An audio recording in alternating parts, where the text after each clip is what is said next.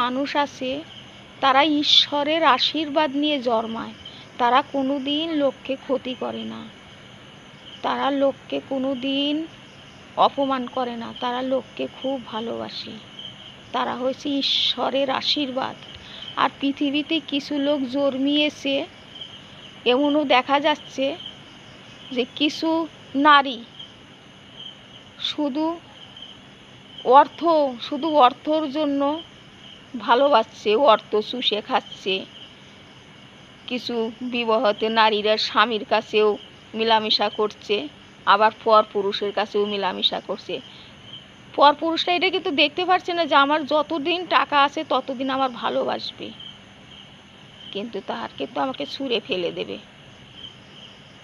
এইরকম কিছু এখন মহিলারাই হয়েছে, তাদের স্বামীরাই বা কীরকম,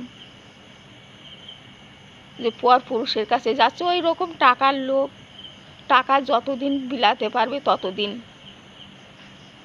দেবে দেহ, আর যতদিন না দিতে পারবে ভিখারি করে ছাড়বে। বিয়ালা বউগুলো তো খুব সাংঘাতিক, টাকা নেবে চুষে নিয়ে ছেড়ে দেবে। এইরকমই আজকাল চলছে। এদের কোনো লজ্জাও নেই, এদের কোনো ঘৃণাও নাই।